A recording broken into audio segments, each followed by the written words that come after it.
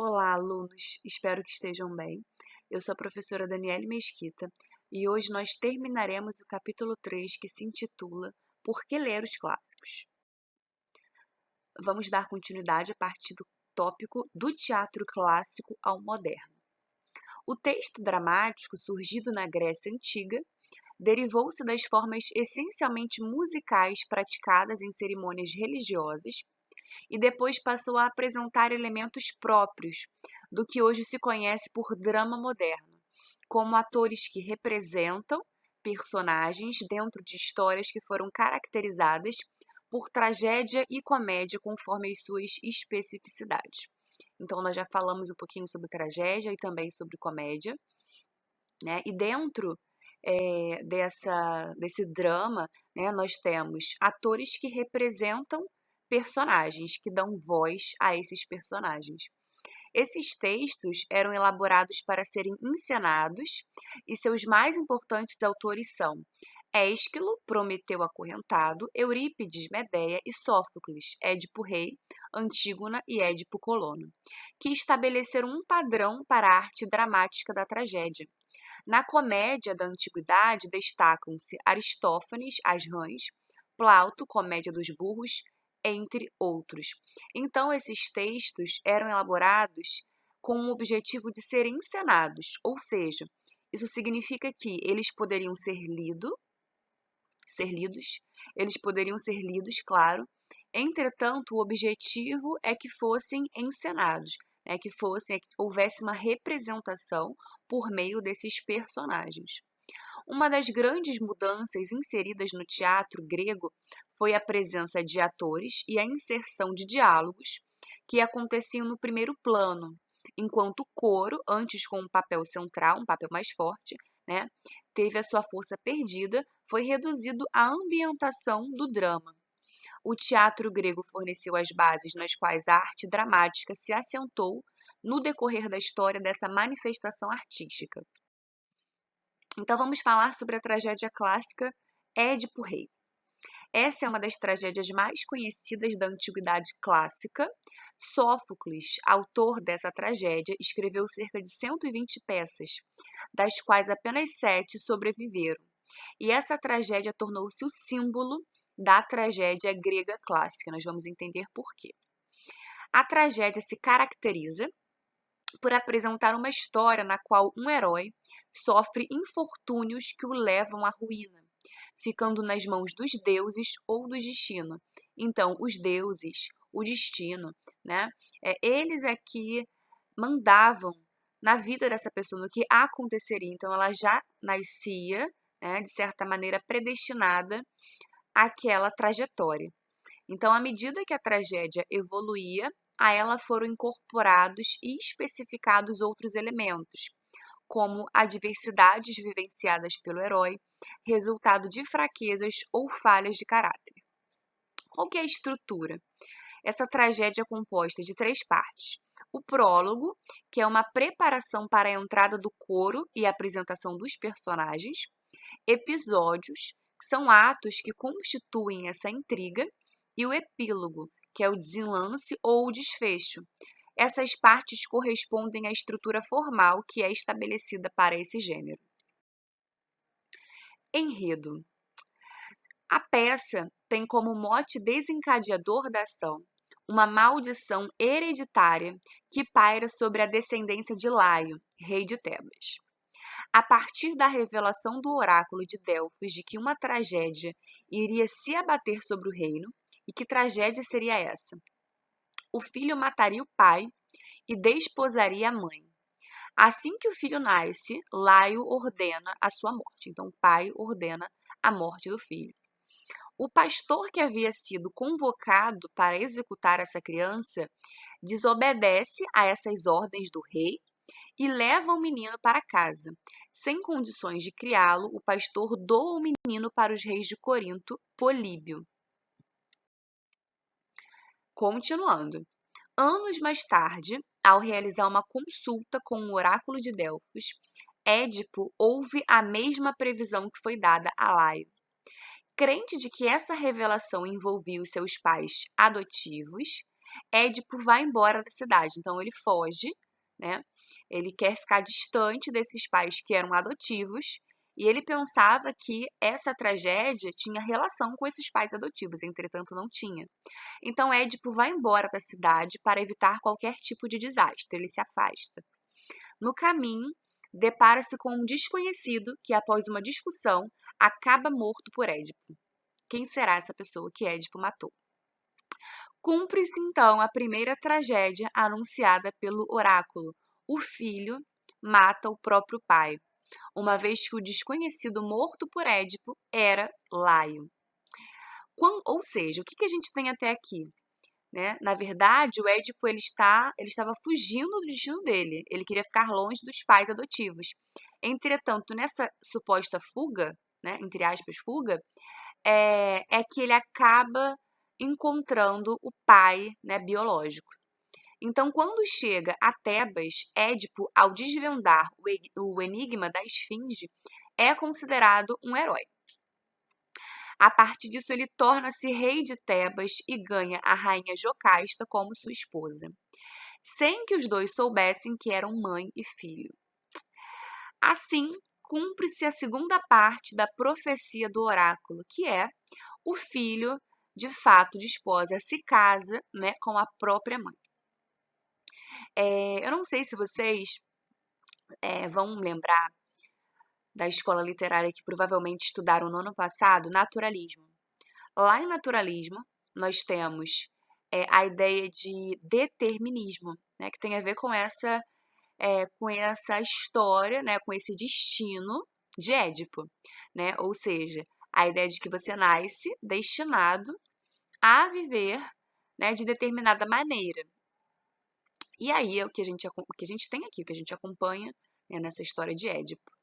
Então, na peça, essa história não é contada em ordem cronológica, então isso é bem importante, pois começa com Édipo sendo apresentado já como rei de Tebas, ou seja, ele já então teria matado o pai dele. Né?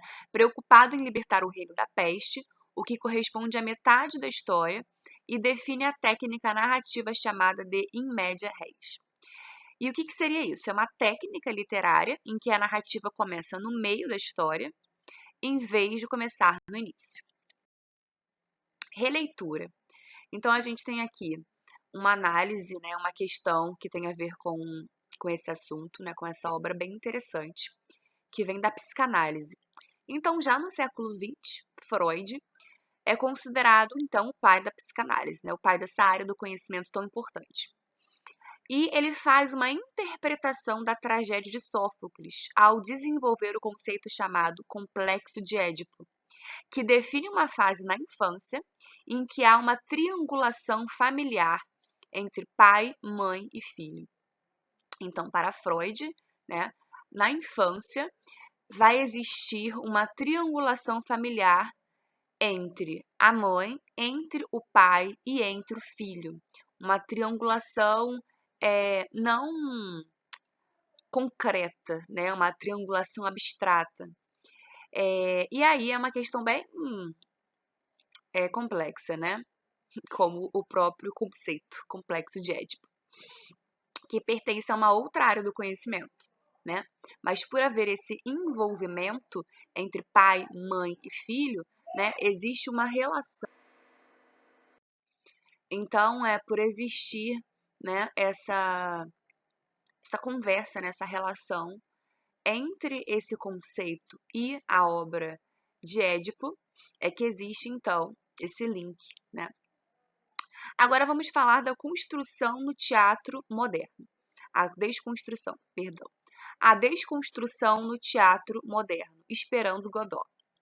Então, publicada em 1952 pelo irlandês Samuel Beckett, acho que é assim que se pronuncia, 1906-1989, essa peça mudou os rumos do teatro moderno. Então, gente, esse capítulo apresenta algumas obras, né, que são muito importantes, obras que fazem parte da literatura universal, né, que vão apontar uma trajetória, né, da nossa literatura. Então, essa peça mudou os rumos do teatro moderno e se tornou emblemática de uma vertente denominada teatro do absurdo, que é caracterizada pela quebra da estrutura canônica do teatro. Então, o que é uma estrutura canônica? É uma estrutura que segue um padrão, né? Então, por exemplo, quando nós pensamos em uma escola literária, nós temos ali uma estrutura canônica. Então, por exemplo, vamos lembrar do romantismo. Existe ali uma estrutura canônica dentro do próprio romantismo, ou seja, obras que retratam assuntos parecidos, né? Então, a gente vai ter a idealização da mulher, a idealização da pátria. Na terceira geração, nós temos a geração condoreira, que é uma geração mais voltada para as problemáticas sociais, né? Então, era caracterizada pela quebra da estrutura canônica do teatro. Então, uma obra que inovou, né? Então, esse autor é considerado um dos mais importantes dramaturgos da modernidade e ganhou o Prêmio Nobel de Literatura em 1969 pelo conjunto de sua obra e pela sua importância, então, no teatro mundial, no cenário teatral mundial. O teatro do absurdo encerra questões existencialistas de modo geral. Essa vertente teatral, portanto, expressa a angústia e o desespero do ser humano sem objetivos e sem compreender o sentido da vida, né, o que tantos buscam. Inclusive, a literatura também, de certa forma, se encarrega muito disso. Assim como os escritores Sartre e Camus, esse autor expressa em suas obras a crise social e existencial de um tempo pós-guerra, porque essa obra foi publicada em 1952. Né? Então, é um tempo pós-guerra, porque a Primeira Guerra começa em 14 e termina em 18, e a Segunda começa em 39 e termina em 45. Então, a Segunda Guerra Mundial havia terminado há pouco tempo. E quais são esses elementos do teatro? De forma geral, observe a seguir os elementos constitutivos do teatro. Então, temos aí o ator ou atriz, né, ou os dois, um ou outro, ou um e outro, a plateia, a encenação, a cenografia, a iluminação, a sonoplastia, o figurino e a maquiagem. Então, de modo geral, o texto teatral compreende as falas dos personagens e, por vezes, de um narrador, distribuídas em partes denominadas atos, né, como é essa divisão, então, no texto teatral. Nele também, geralmente, constam rubricas, que são indicações dadas pelo autor do texto a respeito de como determinada cena deve ser estruturada, como os atores devem se comportar e que emoções representar e ou ainda a entrada e saída de cena dos atores personagens. Então, essas rubricas vão indicar, vão apresentar informações mais específicas, né? Então, por exemplo, a gente pode ter a fala, né, desse personagem e uma rubrica dizendo que ele deve gesticular muito, que ele deve aumentar o tom de voz, que ele deve diminuir o tom de voz, né? E como que é a estrutura? A peça Esperando Godot reconfigura a estrutura canônica do teatro na medida em que minimaliza o espaço pela configuração do cenário, deixando fluida a dimensão do tempo e conduzindo os personagens à inação, ou seja, conduzindo os personagens a uma não ação, né? Por isso é que reconfigura essa estrutura canônica do teatro. E o contexto? Escrita no período que sucedeu à Segunda Guerra Mundial, num momento em que o mundo parecia completamente destruído, né, um momento de grande agonia e pessimismo, encontrar o sentido para a vida se mostrava difícil. E foi com base nesse espírito da época que Samuel deu vida à obra. Um dos elementos da mentalidade pós-guerra é a sensação de que os pressupostos básicos de épocas anteriores haviam desaparecido e passaram a ser considerados como meras ilusões, ou seja, não era só a transformação, né, de um mundo geográfico, né, ruínas que marcavam países, né, mas também essas ruínas no sentido conotativo, né, ou seja, o momento de se pensar, né, o momento de estabelecer padrões diferentes, né? Então, é isso que aconteceu com essa obra. Enredo. Uma das inovações de Beckett está na criação de um protagonista que não aparece e ninguém sabe quem é ou o que faz, Godot. Além disso, a peça praticamente não tem ação, sendo que os personagens permanecem inertes na espera de alguém que nunca chega, que é o Godot. Né? O nome da obra é Esperando Godot. Primeiro ato. Então, olha só. Vladimir e Stragon são os personagens que esperam por Godot e, enquanto isso, conversam sobre suas próprias vidas, seus infortúnios e como se tornaram indivíduos à margem da sociedade, né? Ou seja, aparentemente mendigos, pessoas que não têm o principal, né? O básico. Nesses diálogos, nada é esclarecido a respeito de quem é Godot e por que eles o esperam. Segundo, os personagens continuam esperando no mesmo cenário e praticamente com as mesmas conversas. Então, uma sensação de fato, pouca mudança, né? De continuidade. Nesse ato, destaca-se uma mudança emblemática que acontece com um dos personagens. Pozo fica cego, sem razões específicas, o que aumenta então a sua tristeza e a sua melancolia. Então, nesse segundo ato, os personagens continuavam esperando no mesmo cenário, né? E praticamente continuavam tendo as mesmas conversas. Entretanto, houve essa mudança, né, que aconteceu sem motivos aparentes. A inovação de Beckett está justamente na desconstrução da estrutura teatral. Não há ação, o palco é praticamente vazio, os diálogos se repetem e o subtexto, porque já que os diálogos se repetem, dá uma ideia de pouca ação, né? Porque a gente tem ações que, como uma novela, né? Ações que vão crescendo, que vão mudando, né? Então, se nós temos diálogos que se repetem, a sensação é de pouca ação. Né? Então, os diálogos se repetem e o subtexto ganha importância significativa, seja pelo que diz, não dizendo, seja pelo silêncio. Ou seja, tudo isso é proposital, isso é pensado. Né? Com isso, o dramaturgo põe em questão a reflexão sobre a condição humana, o desalento, a desesperança generalizada, a relação com o tempo e a busca incessante por respostas. Justamente por não ter um sentido definido, a essência da peça reside em um elemento completamente abstrato, que é a espera, por algo que nunca acontece. Ao ser questionado sobre quem é Godot e qual o sentido da peça, Beckett respondeu: se eu soubesse, teria dito na peça. Maravilhoso. A falta de respostas que a peça desencadeia é uma das características mais marcantes do teatro do absurdo. E por isso é que tem esse nome, né? Teatro do absurdo. Porque quando nós pensamos em teatro, as características específicas dele automaticamente vêm à nossa cabeça. Então, por isso essa ideia do teatro do absurdo, daquilo que não é esperado. A gente diz que algo é absurdo quando você, nossa, isso está dentro de algo que não é esperado, né? Falando aqui em relação a essa obra intitulada Esperando Godot. Releitura. A peça Esperando Godot tem sido objeto de diversas interpretações e releituras, tanto em espetáculos teatrais como em outras linguagens. Em 2001, a obra foi adaptada para o cinema no longa-metragem dirigido pelo cineasta irlandês Michael, acho que é assim que se pronuncia, né? E é isso. Beckett havia recusado um projeto do diretor sueco de transposição da peça para o cinema, temendo que a característica artística prejudicasse a essência do absurdo dessa peça. Gente, eu separei aqui duas questões que estão no nosso capítulo, ok? Para que a gente possa, então, pensar um pouquinho sobre elas. Então, temos aqui. O servidor.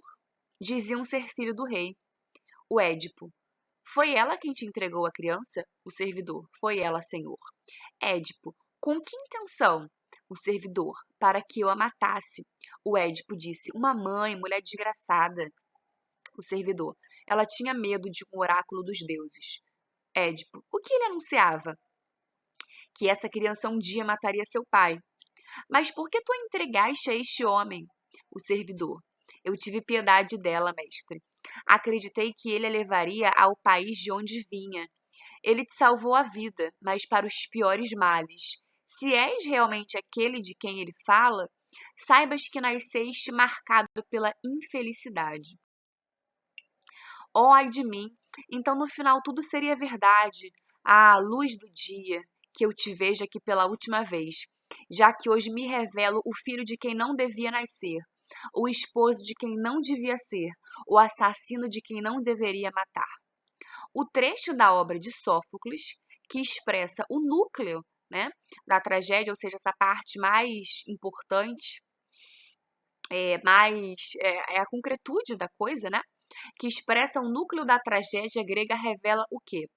Condenação eterna dos homens pela prática injustificada do incesto, legalismo estatal ao punir com a prisão perpétua o crime de parricídio, busca pela explicação racional sobre os fatos até então desconhecidos, caráter antropomórfico dos deuses na medida em que imitavam os homens, impossibilidade de o homem fugir do destino pré-determinado pelos deuses. Letra E, né, gente? Porque o que o Édipo fez? Quando ele soube disso, ele tentou, ele queria se distanciar dos pais adotivos. Entretanto, ele acabou se aproximando, né, nessa fuga do pai biológico, mostrando que, na verdade, ele estava predestinado, né, pré-determinado a matar o pai e casar-se com a mãe. Então, gabarito letra E. Questão 2. Quando Édipo nasceu, seus pais, Laio e Jocasta, os reis de Tebas, foram informados de uma profecia na qual o filho mataria o pai e se casaria com a mãe. Para evitá-la, ordenaram a um criado que matasse o menino. Porém, penalizado com a sorte de Édipo, ele o entregou a um casal de camponeses que morava longe de Tebas, para que o criasse. Édipo soube da profecia quando se tornou adulto. Saiu então da casa de seus pais para evitar a tragédia. Eis que, perambulando pelos caminhos da Grécia, encontrou com Laio e seu séquito, que insolenemente ordenou que saísse da estrada. Édipo reagiu e matou todos os integrantes do grupo, sem saber que entre eles estava seu verdadeiro pai. Continuou a viagem até chegar em Tebas, dominada por uma esfinge. Ele decifrou o enigma da esfinge, tornou-se rei de Tebas e casou-se com a rainha Jocasta, a mãe que ele desconhecia. No mito Édipo-Rei são dignos de destaque os temas do destino e do determinismo, né, aquela palavrinha que eu mencionei há pouco. Ambos são características do mito grego e abordam a relação entre liberdade humana e providência divina. A expressão filosófica que toma como pressuposta a tese do determinismo é: nasci para satisfazer a grande necessidade que eu tinha de mim mesma. Ter fé é assinar uma folha em branco e deixar que Deus nela escreva o que quiser. Quem não tem medo da vida também não tem medo da morte. Não me pergunte quem sou eu e não me diga para permanecer o mesmo. O homem, em seu orgulho, criou a Deus à sua imagem e semelhança. Então, gente, nosso gabarito aqui é a letra B. Por quê? Essa expressão filosófica que toma como pressuposta a tese do determinismo tem a ideia de que ter fé é assinar uma folha em branco e deixar que Deus nela escreva o que quiser. Então, quando você nasce, você é uma folha em branco, né? Mas que já tem uma história específica que será escrita, né? Como se você não tivesse escolha. Então, o Édipo, ele já nasceu, né, predestinado a viver isso, né? A viver essa tragédia que era matar o pai, sem saber que era o pai, porque quando ele ficou sabendo dessa história, né, de que isso poderia acontecer, ele pensou: vou fugir. Entretanto, né, essa história, esse castigo, né? Esse castigo dizia respeito aos pais biológicos. Então, né, não houve outra alternativa para Édipo. Ele matou o pai sem saber que era o pai e ele se casou com a mãe sem saber que era a mãe. Ok? Então, queridos, esse capítulo terminou por aqui, né? Na próxima aula falaremos sobre o novo capítulo. Espero que a aula tenha sido produtiva, que vocês tenham entendido o conteúdo. E então, nos vemos na próxima semana. Nos vemos entre aspas, né? Na próxima semana. Bons estudos e até mais.